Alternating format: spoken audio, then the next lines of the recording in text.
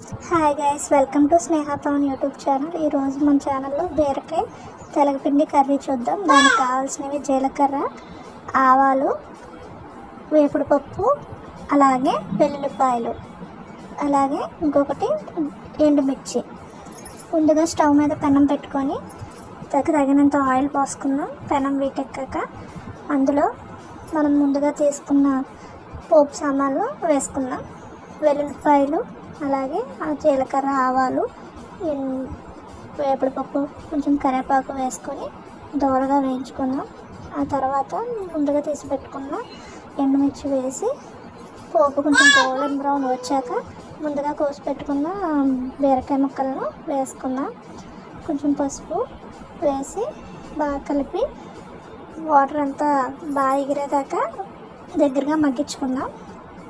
అలాగే కొంచెం కళ్ళుప్పు కూడా వేసి బాగా వాటర్ అంతా ఎగిరేదాకా మనం మగ్గించుకుంటే బీరకాయలో ఉన్న వాటర్ అంతా కూడా దగ్గరికి పైకి తేలిపోతుంది. ఆ వాటర్ అంతా ఎగిరిపోవాలి మనకి. ఇలా కళ్ళుప్పు కూడా కొంచెం వేసుకొని బాగా ఒకసారి కలిపేసి మూత పెట్టుకుందాం. ఇలా మనం మూత పెట్టుకుంటాం వల్ల బీరకాయలో ఉన్న వాటర్ అంతా కూడా పైకి ఎగిరి మొత్తం అంతా కూడా వాటర్ పోతుంది. ఇలా మొత్తం వాటర్ పైకి తేలిపోవాలి. బీరకాయలో ఎక్కువ వాటర్ ఉంటుంది కాబట్టి మనం వాటర్ అనేది ఇంకా మనం పోయాల్సిన అవసరం ఉండదు. ఈ వాటర్ అంతా కూడా మనం ఎగిరిపోవాలి కర్రీకి. ఒకసారి మధ్య మధ్యలో మూత తీసుకొని కలుపుకుంటూ ఉంటే ఆ ముక్కలు అనేవి అడుగంటకుండా వాటర్ పైకి తేలిపోతూ ఉంటాయి. ఇలా మధ్యలో కలుపుకుంటూ ఉందాం. అలాగే మనం ఇలా వాటర్ కొంచెం దగ్గరికి వచ్చేపడికి కొంచెం పసుపు వేసి ఒకసారి మళ్ళీ కలుపుకుందాం. ఇందులో ఇంకా ఈ ఉప్పు, కారం, పసుపు తప్ప ఇంకా మనం మసాలాలకు అట్లా ఏమి వేయాల్సిన అవసరం లేదు. ఇలా ముక్క కూడా ఒకసారి మధ్యలో మనం స్పూన్తో ఇలా నొక్కి చూస్తే కొంచెం మెత్తగా అయిపోద్ది. అప్పుడు మనకి మంచి కన్సిస్టెంట్లో ఉన్నప్పుడు ముందుగా తీసుకున్న మనం తెలగపిండిని అందులో వేసుకుందాం. వేసి కొంచెం స్టవ్ సిమ్లో పెట్టుకొని బాగా దగ్గరికి మొత్తం కలుపుకోవాలి. ఇలా కలిపి స్టవ్ అనేది మనం సిమ్లో పెట్టుకోవాలి, లేదంటేనే మొత్తం అడుగు గమ్మునే మాడిపోద్ది.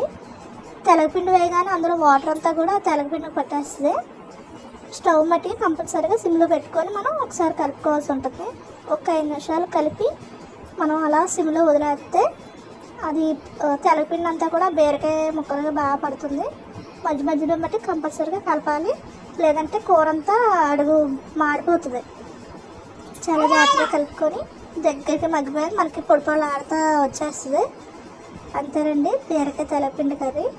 ఇది బాలింతరాళ్ళు, చిన్నపిల్లలకు కూడా బాగా మంచిదండి తెలగపిండి అనేది. తెలగపిండి వారానికి ఒకసారైనా తింటే మంచిది అంటారు.